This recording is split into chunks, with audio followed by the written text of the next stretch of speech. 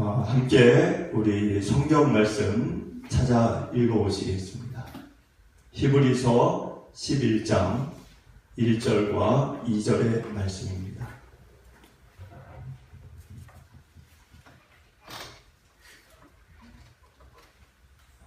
히브리서 11장 1절, 2절 우리 말씀 함께 읽어보시겠습니다.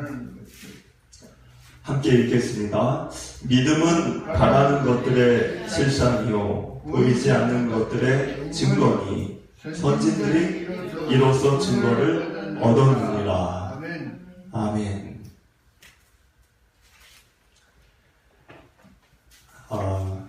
오늘 이제 6월 첫날입니다. 이제 1년이 이제 반쯤 이제 지나가는 것 같은데 이제 곧 더워지겠죠. 여러분들 전반기로 잘 이렇게 되돌아보시고 이 무더위가 다가오는 이 여름 하반기 또 이어서 여러분들 하실 일들 주님의 뜻 안에서 끈을 놓지 마시고 잘 이루어가게 되시기를 축복을 드립니다. 오늘은 우리가 11장 이제 들어가게 됩니다. 이 11장은 히브리서를 안 읽어본 분들도 이 11장만큼은 아마 종종 이렇게 볼 수 있는 그런 유명한 그런 장이죠. 믿음장이라고. 오늘은 그래서 믿음이라는 게 무엇인지를 깊이 좀 나누려고 합니다. 여러분들 아까 좀 전에 우리가 신앙 고백을 했죠. 신앙 고백, 사도신경. 처음에 어떻게 시작이 되죠? 나는 전능하신 아버지 하나님, 천지의 창조주를 믿습니다. 믿습니다로 시작이 됩니다. 근데 이 짧은 단어에는 몇 가지, 한 4가지 정도의 믿음이 들어가 있어요. 첫째는 뭐냐? 하나님이 실제 살아계시는 분이다라는 고백이 들어있습니다. 어떤 책에 있는 분도 아니고 그런 전설적인 분도 아니고 실제 하시는 분이라는 거죠. 그리고 두 번째 믿음 고백은 전능하시다는 겁니다. 그분이 전능하신 분이다.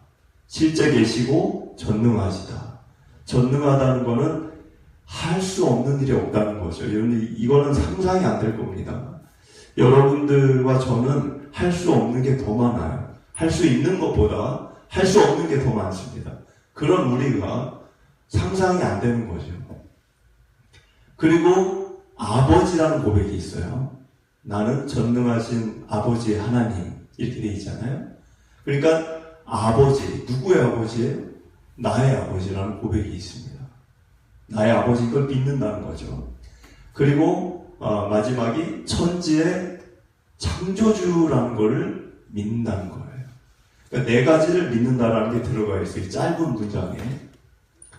그러니까 지금 믿는다는 거죠. 그분은 실제하는 걸 살아계신 분인 걸 믿는다. 아버지이신 걸 믿는다. 전능하신 분인 걸 믿는다. 천지의 창조주이신 걸 믿는다. 이게 서두에 이 4가지의 믿음의 고백이 들어가 있는 겁니다. 여러분들이 그냥 이렇게 고백을 했을 수 있지만, 그런데 여기 보면 4가지를 믿는다는 거죠. 그 믿음이라는 게 뭐냐는 거예요.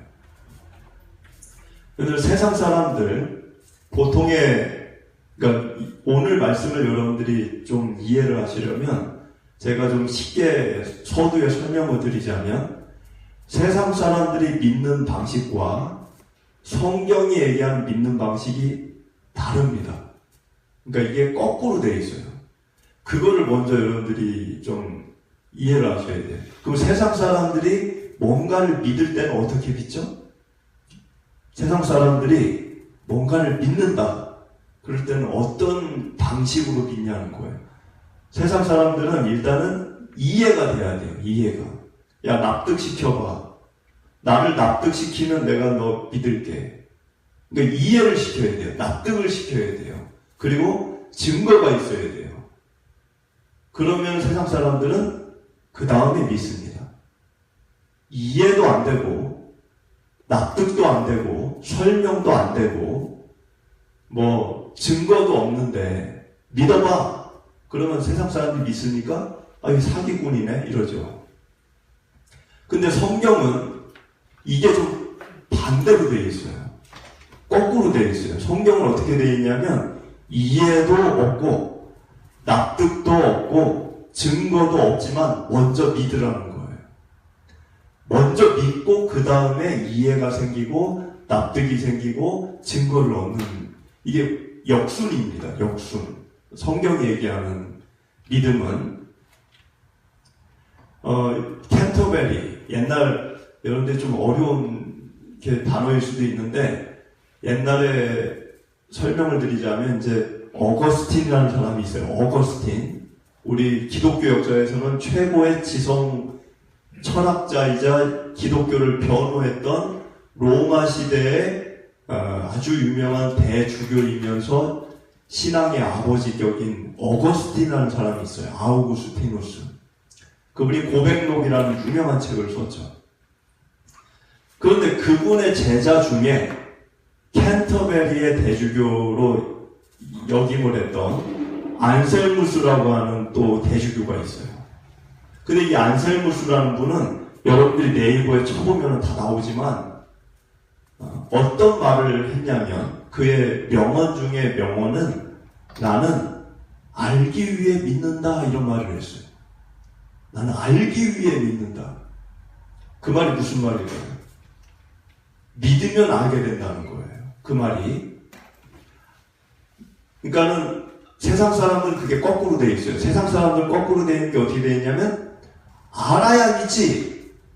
모르는데 어떻게 믿어? 이렇게 얘기하죠. 세상 사람들은 알아야 믿을 거 아니야. 알아야 믿던지 말든지 해야 할 거 아니야. 이렇게 얘기하죠. 세상 사람들은. 근데 캔터베리 대주교 안셀무스는 뭐라고 했다고요? 나는 알기 위해 믿는다. 알기 위해서 먼저 믿겠다는 거예요. 그러니까 믿으면 알게 된다는 거예요. 성경은 이렇게 거꾸로 되어 있어요. 방식 자체가. 그거를 좀 깊이 오늘 이제 나눌 건데 1절과 2절을 여러분들이 읽으셨죠, 오늘? 1절과 2절을 보면 뭐라고 써있죠? 믿음은 바라는 것들의 실상이요 보이지 않는 것들의 증거다 이렇게 되어 있어요.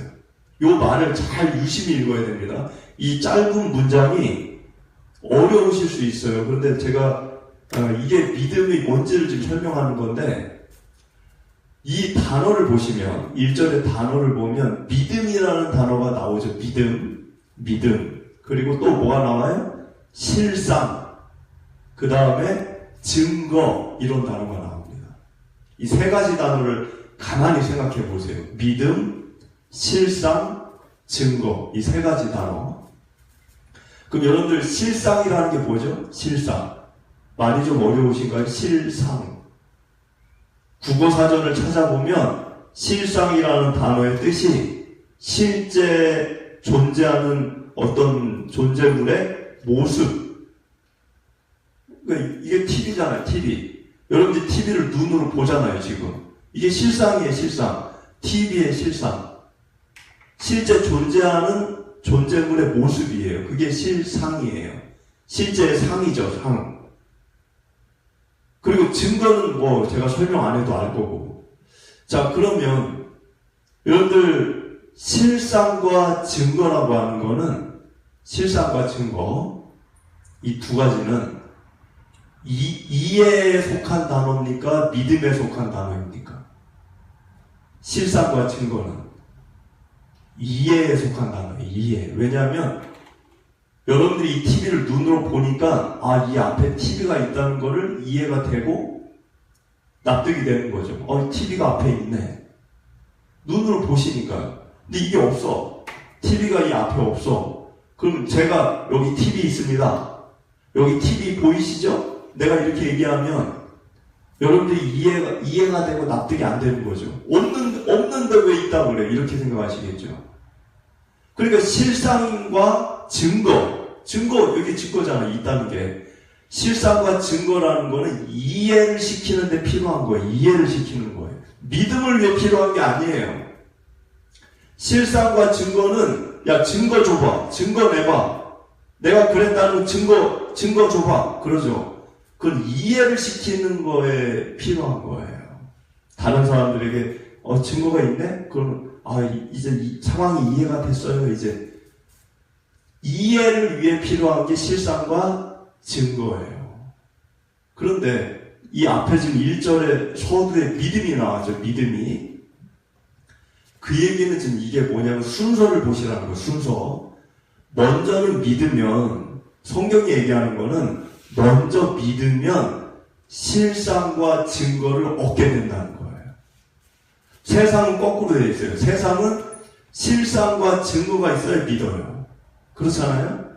증거가 있어야 믿지. 아무것도 없는데 어떻게 믿어? 근데 성경은 먼저는 믿어야 실상과 증거를 얻는다는 거예요. 그럼 세상 사람들이 어떻게 그냥 믿어? 아니, 어떻게 그냥 믿어? 실상과 증거가 없는데. 무조건 믿어? 이렇게 세상 사람들이 반발을 할 수가 있죠. 자, 근데 그러면 여러분들 생각을 해보세요. 실상과 증거가 있어야만 믿을 수 있다. 나는. 그럼 성경의 역사를 보십시오. 아담과 하와를 생각해 보세요. 아담과 하와.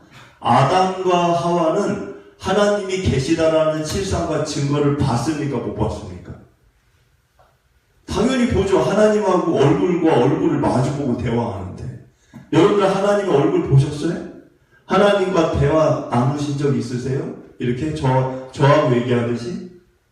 우리는 그런 경험이 없어요. 그런데 아담과 하와를 보세요. 아담과 하와는 자다가 일어나서 하나님 그러면 하나님이 굿모닝 이러고 하나님 배고파요 그러면 오늘 뭐 먹을까? 대화를 나눴다는 거예요. 이 아담하고. 그러면 하나님이 존재하신다. 하나님은 살아계신다라는 증거와 실상을 아담이 갖고 있었다는 거죠. 그럼 실상과 증거를 가졌으니까 잘 믿었나요? 아담이 잘 믿었어요? 실상과 증거가 있어도 죄를 짓고 하나님을 못 믿는 거예요. 여러분들 이스라엘 사람들 보세요. 이스라엘 사람들이 출애굽을 해서 광야 1세대, 2세대 말고 1세대를 보세요. 광야에 처음 들어간 그 사람들은 뭘 경험했어요? 출애굽할 때 홍해 바다가 갈라지는 기적을 경험했어요.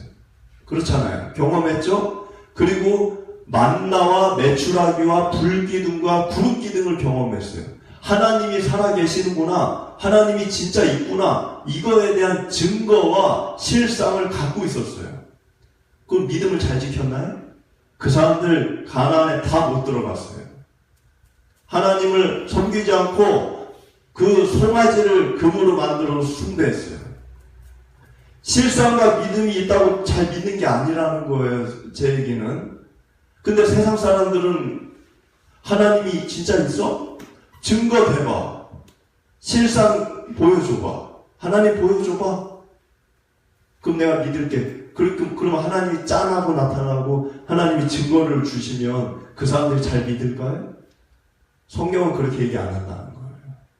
성경은 하나님을 먼저는 믿는 마음속에서 하나님을 알아가는 것이 그나마 안전하다고 얘기를 하는 겁니다. 여러분들 그 3절을 보시면 3절에 믿음으로 모든 세계가 하나님의 말씀으로 지어진 줄을 우리가 아나니. 지금 이 문장을 보면 제가 읽은 이 문장을 보면 첫 단어가 뭐로 시작이 돼요? 첫 단어가 믿음으로. 그리고 마지막 제가 읽었던 단어가 마지막이 말씀으로 지어진 줄을 우리가 아나니. 아나니를 끝나요. 안다. 믿음으로 안다는 거예요. 믿어야 안다는 거예요. 이게 성경이 얘기하는 순서입니다. 먼저는 믿어야 된다는 거예요. 하나님을. 그래야 알게 된다는 거예요. 알아야 믿는 게 아니고 믿어야 안다는 거죠. 그러면 어떻게 그냥 믿어? 알지도 못하는데? 그러면 여러분 한번 생각해 보세요. 제가 얼마 전에 미로 시장을 갔습니다. 중앙시장 그쪽에. 다 아시는 시장이죠. 미로 시장. 미로 시장을 갔는데 돈가스를 먹고 거기서 커피숍도 있어가지고 그 미로시장에서 커피도 먹고 화장실을 가려고 하는데 어떻게 가라고 설명을 하시더라고. 근데 거기가 미로처럼 돼 있잖아요. 한참을 가야 되는데 헷갈리는 거예요. 이게 처음 가봐가지고 화장실을 찾는 게 쉽지 않은 거죠. 근데 제가 또 물었어요. 누군가에게 길을 몰라가지고 그 가게 아저씨한테 화장실 어떻게 가냐고. 그 아저씨가 저쪽 코너에서 어떻게 돌아가지고 또 뭐 가다 보면 뭐가 나오는데 거기서 또 왼쪽으로 어떻게 설명을 하더라고요. 제가 그 말을 들었잖아요. 그러면 제가 그 말을 듣고 제가 경험을 안 해봤죠. 가본 적이 없으니까. 경험을 해서 이해한 건 없어요. 왜? 안 가봤기 때문에.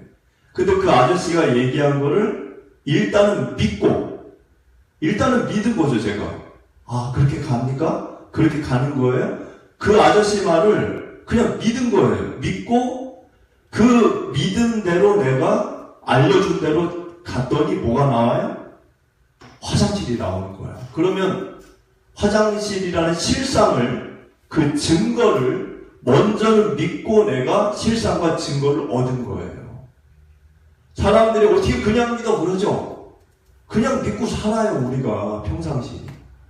내비게이션을 찍을 때 내비게이션 나 안 가봐서 한 번도 안 가본 데를 내비게이션으로 주소를 입력을 하잖아요.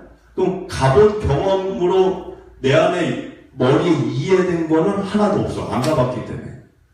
어떻게 가는지도 몰라. 이해가 없어요, 지금 머리에. 어떻게 뭐 삼거리에서 사거리에서 좌회전을 하고 이해가 없어. 그런데 믿고 가죠. 믿고 갔더니 뭐가 나와요? 목적지가 나오지. 실상이, 증거가. 우리가 그렇게 살아요. 세상 사람들은 어떻게 그냥 믿어 그러죠? 그냥 믿고 살아요, 세상 사람들이. 근데 유독이 그렇게 살면서, 본인들이 그렇게 살면서 하나님 얘기만 하면 어떻게 그냥 믿느냐고 그렇게 얘기를 하는 거죠. 본인은 그렇게 살고 있는데. 근데 이 3절이 얘기하는 거는 믿어야 알게 된다는 거예요. 우리가 길을 모를 때 그렇게 가잖아요.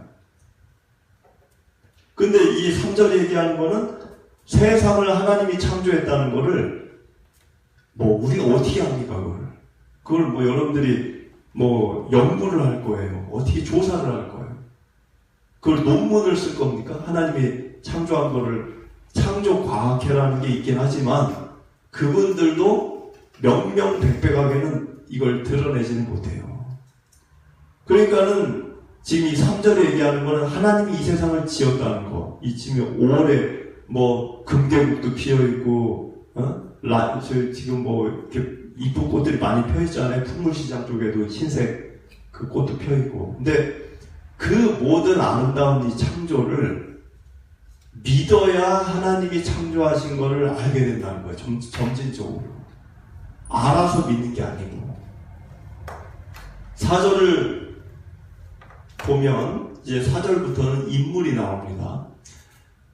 이 순서, 그러니까 먼저는 믿고 하나님이 살아계시다라는 거, 그분이 존재하신다라는 걸 알았던, 실상과 증거를 가졌던 이런 사람들이 이제 나열이 되어져 있어요. 근데 여기엔 16명이 나열되어 있습니다. 16명이. 오늘은 다는 못 나눠요. 그래서 아벨, 지금 4절이 아벨이 나오는데 아벨부터 나눌 겁니다. 4절을 보면 4절에 믿음으로 아벨은 가인보다 더 나은 제사를 하나님께 드림으로 의로운 자라 하시는 증거를 얻었으니 하나님이 그 예물에 대하여 증언하시니라. 그가 죽었으나 그 믿음으로써 지금도 말하느니라. 여러분들 가인과 아벨 이야기를 지금 쓴 건데 가인은 농부였죠. 그래서 가인은 창세기를 보니까 이 소산물을 거둔 거를 하나님께 제사로 드렸습니다. 가인의 동생이었던 아벨은 목자였어요. 그래서 양을 키웠기 때문에 양의 첫 새끼를 잡아서 기름과 고기를 하나님께 드렸어요. 근데 하나님이 가인의 제사는 받지 않았습니다. 그런데 동생 아벨의 제사는 받으셨어요. 그래서 가인이 분노하죠. 왜 나의 제사는, 나의 제물은 받지 않으시나? 분노하다 못해 동생을 돌로 쳐 죽였죠. 그걸로 인해서 그 동산에서 하나님에게 쫓김을 당합니다. 그 이야기를 간략적으로 적은 건데, 그럼 여기서 여러분들 질문을 던질 수 있죠. 왜 하나님이 가인의 제물은 안 받고 아벨의 제물은 받으셨을까? 왜 그러셨을 것 같아요? 왜 형의 제물은 받지 않았을까요? 여러분들 창세기 4장 5절을 제가 보여드릴게요. 이 앞에 화면인데 가인에게 하신 말씀이에요. 하나님이 가인에게 동생을 죽이기 전에 한 말이에요. 뭐라고 써있죠? 내가 선을 행하면 어찌 낯을 들지 못하겠느냐. 선을 행하지 아니하면 죄가 문에 엎드려 있느니라. 죄가 너를 원하나 너는 죄를 다스릴지니라. 지금 아벨이 죽기 전에, 가인이 동생을 쳐 죽이기 전에 하나님이 가인에게 이 말을 했다는 거예요. 무슨 말을 한 거예요? 너는 선을 안 행한다는 거예요. 너가 선을 행하면 어떻게 내 앞에서 그렇게 너가 자신 있게 나오지 못하겠느냐. 나를 대할 때 너에게 꺼림직한 게 있다는 거예요. 죄를 지으면 사람이 좀 이렇게 꺼림직한 게 생기잖아요. 그러니까는 평상시의 삶이, 평상시의 언행이 하나님이 볼 때 선한 게 별로 없어요. 그런데 재물을 들고 온다고 해서 하나님이 그거를 기쁨으로 받으실 수가 없는 거죠. 그래서 죄를 다스리라고 했어요. 하나님이 가인에게. 근데 죄를 다스리지 못하고 이 말을 들은 뒤에 동생을 쳐 죽였어요. 그리고 가인은 가인과 아벨의 제사를 드린 장면을 보잖아요. 비교를 해보면 아벨은 창세기에 뭐라고 써있냐면 양의 첫 새끼를 하나님께 드렸다라고 되어 있어요. 양의 첫 새끼를. 처음 생긴 그 새끼를 하나님께 드린 거죠. 아벨은. 그러면 가인은 어땠을까요? 창세기 4장을 보니까 가인은 처음이라는 말이 없어요. 자기가 거둬들인 그 열매, 소산물의 첫 열매를 드린 게 아니고 그냥 있는 것 중에 뭐 이렇게 해가지고 하나님께 드린 거예요. 그러니까 처음이냐 나중이냐 이게 꼭 중요한 건 아니지만 정성이 있었느냐 없었느냐, 하나님께 가장 먼저 나에게 주신 것을 정성껏 드리는 마음이 가인에게는 보이지 않는다는 거예요. 아벨은 평소의 삶이 어땠을까요? 가인은 평소의 삶이 선하지 않았는데 아벨은 마태복음 23장 35절을 보면 예수님께서 아벨은 의인이었다라고 그의 인생을 칭찬합니다. 아벨은 평소에 의를 행했어요. 그러니까 아벨의 이 제사, 예배, 이거는 받는 거예요.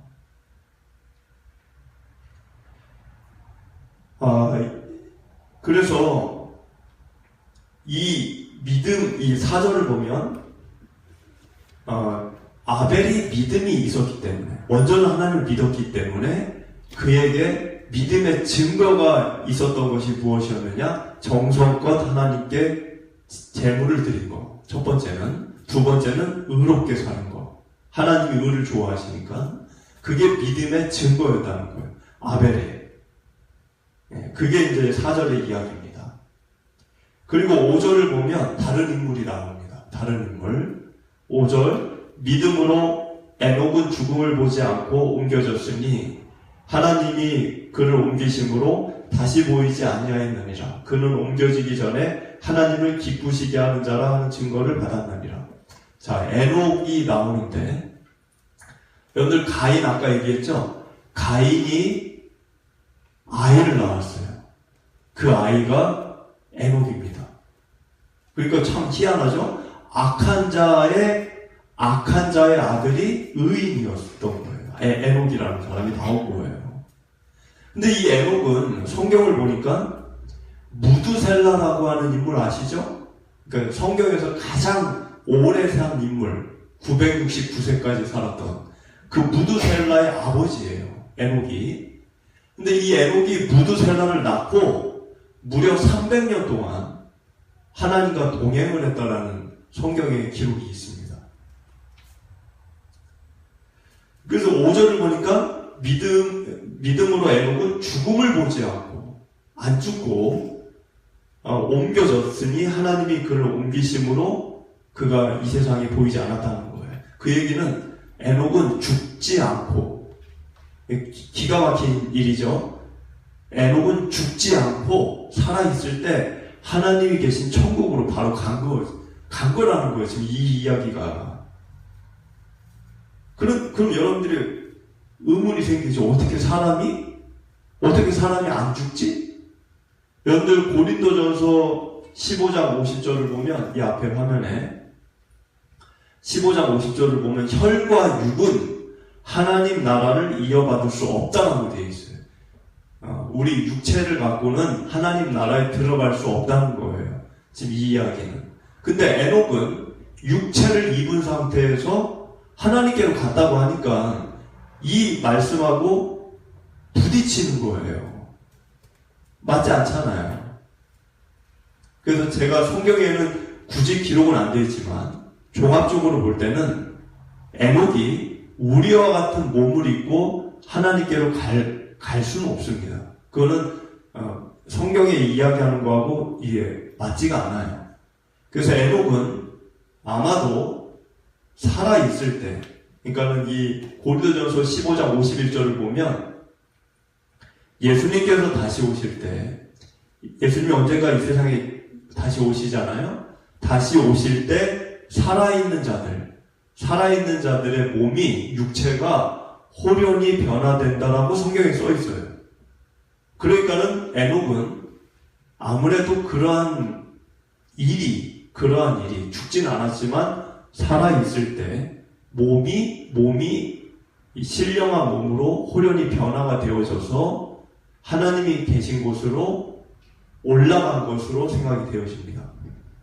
그러면 왜 이 세상에 그렇게 사람들이 많은데 유독이 왜 에녹만 하나님이 그러한 죽음을 보지 않고 이렇게 본인이 있는 곳으로 데려가셨을까? 그 이유가 오늘 5절에 뭐라고 써있냐면 하나님을 기쁘시게 하는 자라. 누가? 에녹이 하나님을 기쁘시게 하는 자였다는 거예요. 그럼 하나님을 기쁘시게 했다는 게 뭘까? 이게 좀 추상적이죠. 하나님을 기쁘시게 했다. 뭘 했길래? 그가 뭘 했길래 하나님이 그렇게 기뻐했냐는 거예요.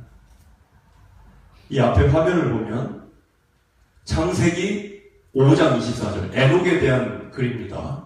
에녹에 대한 글인데 읽어보니까 에녹이 하나님과 동행하더니 하나님이 그를 데려가심으로 세상에 있지 아니하였더라. 여기 동행이라는 말이 나와요. 동행. 아까 제가 말씀드렸죠? 무두셀라라고 하는 아들을 낳은 뒤에 에녹이 300년 동안, 무려 300년 동안 하나님과 동행을 했어요. 그럼 이 동행이라는 것 때문에 하나님 기뻐했다는 거예요. 하나님이 왜 기뻐했느냐? 에녹을 동행을 했기 때문에. 그럼 동행이라는 게 뭐죠? 동행이라고 하는 거는 하나님과 보조를 맞추며 늘 살았다는 겁니다. 무슨 일을 하든 임의로 내 생각대로 내 뜻대로 하지 않고 늘 하나님과 논의를 하고 그분 뜻과 어떤 그분의 마음을 헤아려서 늘 따르고 살았다는 겁니다. 보조를 맞췄다는 거예요. 하나님보다 앞서가지도 않고 하나님보다 뒤처지지도 않고 언제나 같은 생각, 같은 마음, 같은 뜻으로 보조를 맞추며 살았다는 겁니다. 그게 하나님이 에녹을 기뻐한 이유예요. 여러분들과 저 지난 한 주 살았죠? 여러분들 지난 한 주 하루에 수많은 일들을 하시잖아요. 아침에 일어나서 전화 받고 전화 뭐 걸고 또 어디를 가고 사람들과 대화를 나누고 뭐 밥을 먹고 뭐 여러 가지 일들을 하시잖아요. 운전을 하고 뭐 운동도 하고 여러 가지 일을 하시는데 그 모든 일을 매사 껌껌이 하나님께 여쭙고 하나님의 뜻대로 하나님이 원하시는 대로 생각하시면서 여러분들이 하셨는지, 만약에 그렇게 했다 그러면 에녹과 같은 거예요. 근데 하나님 별로 생각 안 하고 내 원하는 대로, 내 뜻대로, 내 계획대로, 내 마음이 그냥 밀려오는 대로 그냥 하면서 살았다. 그러면 에녹과 다른 거죠. 그러니까 이 5절에 얘기하는 거는 에녹은 하나님을 믿었는데 그 믿음의 증거는 무엇이었느냐? 믿음의 증거는 하나님과 동행이었다는 거예요.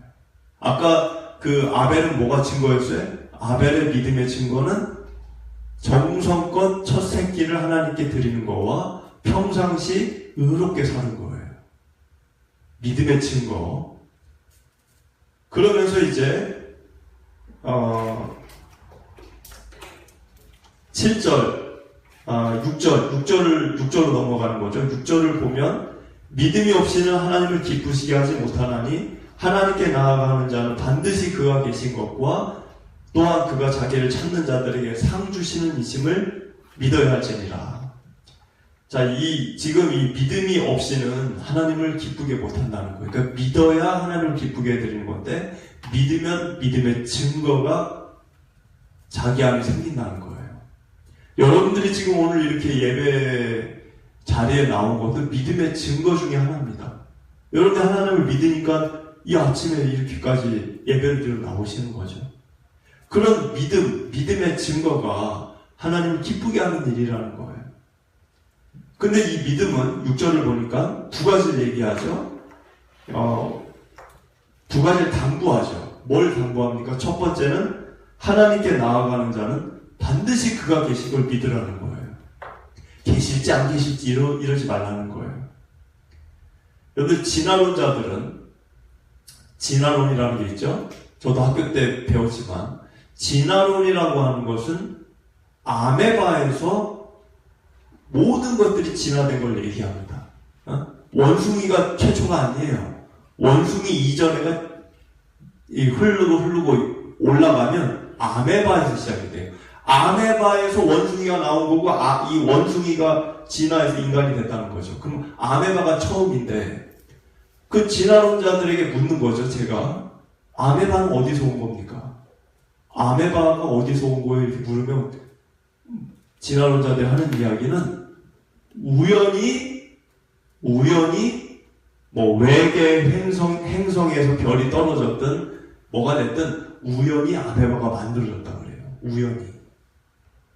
그게 이해가 안 되는 거예요. 어떻게 우연히. 그리고 우연히 그 아메바가 원숭이가 되고 우연히 그 원숭이가 인간으로 진화했대. 다 우연이에요. 우연. 어쩌다가. 여러분, 하나님이 세상을 창조했다라고 이 창조론은 우연이라는 걸 얘기하지 않습니다. 필연을 얘기하는 거예요. 필연. 우연이라는 게 없어요. 여러분들이 이 세상에 태어난 것도 내가 왜 태어났지? 안 태어나도 되는데 내가 왜 태어나서 이렇게 고생을 하지? 여러분이 이 세상에 태어난 것도 세상 사람들은 우연이라고 얘기해요. 우연히 뭐 엄마 아빠가 연애하고 결혼해서 우연히 내가 나왔다. 근데 성경이 얘기하는 건 우연이라는 게 없어요. 필연입니다.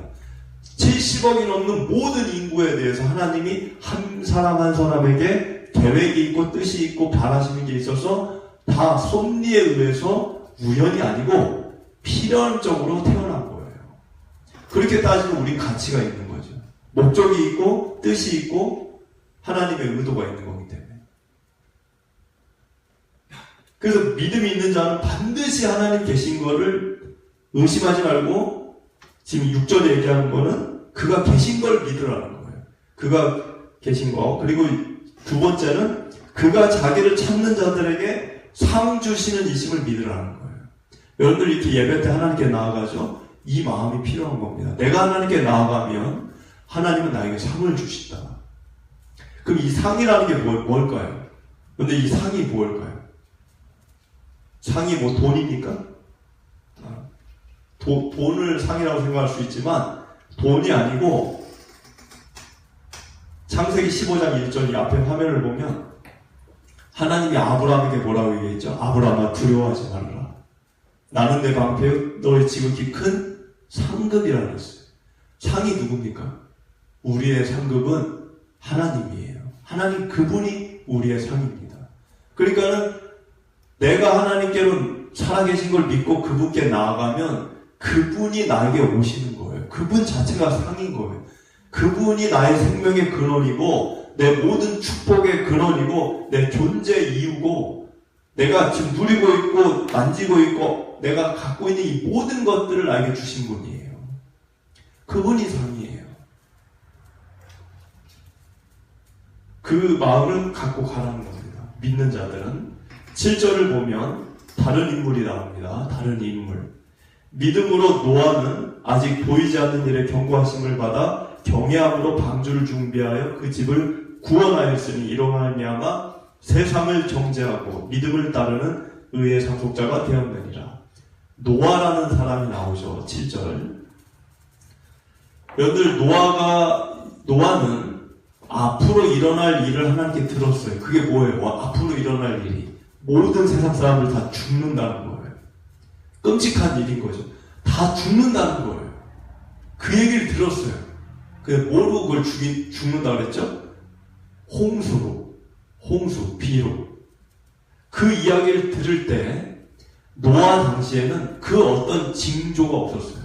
어떤 비가 올 것 같은 상황이 아니었다는 거예요. 그래서 7절을 보니까 뭐라고 써있죠?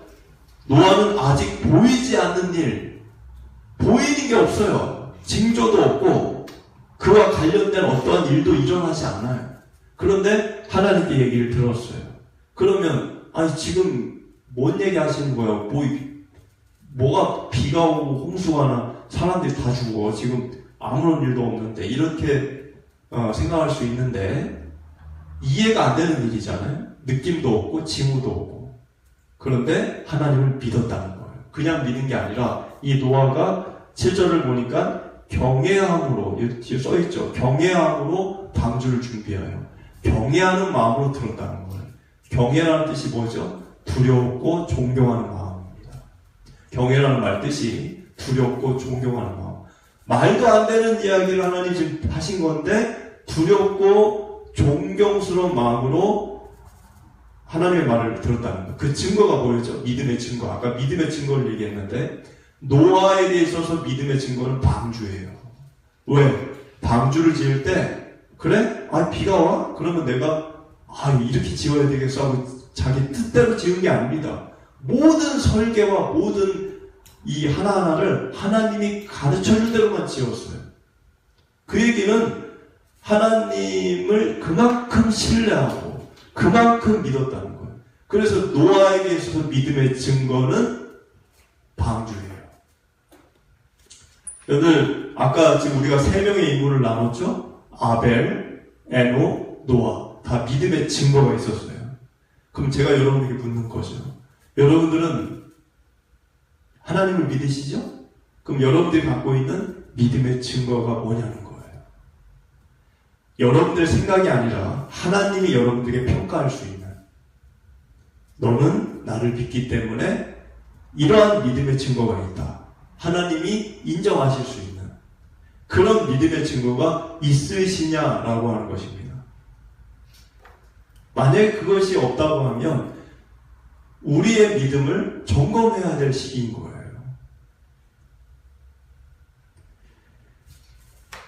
여러분들 우리가 이 7절을 끝까지 지금 나누지 않는 하나가 있는데 7절을 보면 세상을 정죄하고 믿음을 따르는 의의 상속자가 됐다. 여러분들 세상을 노아가 무슨 세상을 정죄했습니까? 노아가 세상 사람들 비판했어요? 당신들 죄인이야 그랬어요? 노아는 정죄한 게 없어요. 그런데 왜 7절에 노아가 세상을 정죄하고 이렇게 얘기합니까? 그 얘기는 뭐냐면 정죄라고 하는 게 입으로 당신들 죄 짓지 마! 그러면 그게 정죄가 아니에요. 그것만 정죄가 아니에요. 진짜 정죄가 뭔지 아세요? 진짜 정죄? 다수가 죄를 범할 때, 내 주변에 있는 사람들이 다 죄를 범할 때, 나만큼은 그걸 따라가지 않을 때, 의를 지킬 때, 그게 정죄가 되는 거예요. 왜? 그 사람들이 나를 보면서 양심의 가책을 받습니다. 그게 진짜 정죄예요. 입으로 너 죄인이야. 그거는 비판이에요. 노아가 하나님을 잘 섬기니까 세상 사람들 한편 노아를 욕하면서도 마음에 찔림이 있는 거예요. 정죄를 받는 거예요. 여러분들이 직장에서 또는 학교에서 여러분들이 그런 역할을 하기를 저는 원합니다. 여러분들을 보는 자들이 마음에 말은 안 해도 마음의 양심에 찔림을 받는 일이 일어나기를 원하는 거예요. 근데 왜 한국교회가 힘이 없죠? 한국교회가 그 역할을 못하는 거예요. 직장에 있는 교회 다니는 분들이 많으신데 그분들이 하는 얘기가 교회 다니는 분들이 더하면 더하지 들어야지 않대요. 그러니 뭔 정죄가 됩니까? 그러면서 믿음을 따르는 의의 상속자가 되었다. 여러분 중요한 단어가 이제 마지막에 나온 거예요. 의의 상속자. 이 단어 그냥 무심히 읽으실 수 있는데 중요한 단어예요. 의는 얻는 게 아니에요. 여러분이 찾는 게 아니에요. 의는 상속을 받는 겁니다. 그럼 누구로부터 그 상속을 받습니까? 우리가 상속이라는 단어를 얘기할 때는 자녀가 아버지께 상속을 받죠. 그렇죠? 자녀가 아니면 상속 못 받죠. 그 의의 상속자가 된다는 이야기는 하나님의 의로우심을 내가 그대로 상속을 받는 걸 얘기하는 거예요. 그러니까 의로운 세상의 도덕과 윤리는 그 점에서 다릅니다. 세상의 도덕과 윤리는 상속을 받는 게 아니에요. 그것은 공부해서 또 자기가 노력해서 자기가 개가 천선해서 자기가 갈고 가는 거예요. 자기가 일구어 가는 거예요. 뜯어 고쳐가는 거예요, 자기가. 근데 성경이 얘기하는 의는 상속을 받는 겁니다. 내가 뭘 하는 게 중요한 게 아니고 하나님 그분의 자녀가 되면서 아까 전능하신 나는 전능하신 하나님 아버지 천지의 창조주를 믿습니다. 그것처럼 아버지 하나님을 내가 고백합니다. 아빠, 하나님을 아빠라고 고백을 하면서 그 아빠, 나의 아빠 하나님의 의로움을 내가 보게 될 때 저절로 그 의로움이 내 안에 들어오는, 그냥 그래 흉내내고 이게 아니고 그 의로움이 내 안에 들어오는, 충만하게 들어오는 아주 이상한 경험을 하는 거예요. 그 의로움이 내 안에 들어오는 게 상속이죠. 그래서 나는 노력을 안 해도 의롭게 그냥 자연스럽게 살게 되는 거예요. 그게 성경이 얘기하는 이 의로워지는 과정입니다. 세상 사람들처럼 막 뭘 가서 배우고 무슨 책을 읽고 그래서 우리 스스로 노력을 해서 의를 내가 일구어가고 얻고 그렇게 하는 게 아니에요. 여러분들은 의의 상속자가 되어야 됩니다. 그래서 이제 말씀을 마무리하지만 여러분들이 하나님을 아버지로 충만하게 먼저 누리셔야 돼요. 상속을 받으려면. 하나님이 아버지인지 뭔지도 지금 헷갈리는데 상속을 어떻게 받아요? 그럼 상속 못 받는 거예요. 하나님이 목에 칼이 들어와도 그분이 내 아버지이시게 확실해지면 하나님의 의로움을 내 안에 들어오는 거예요. 근데 대부분의 사람들이 하나님이 아버지인지도 모르고 그냥 자기는 긴가민가 한 거예요. 성경에는 써있지만. 그런 상태에서는 의로움의 상속을 받을 수가 없어요. 먼저는 상속을 받으려면 하나님의 자녀가 되십시오. 분명하고 확실한, 의심 여지가 없는 그런 하나님의 자녀가 되시면 되는 거예요. 그런 여러분들 되시기를 축복을 드립니다.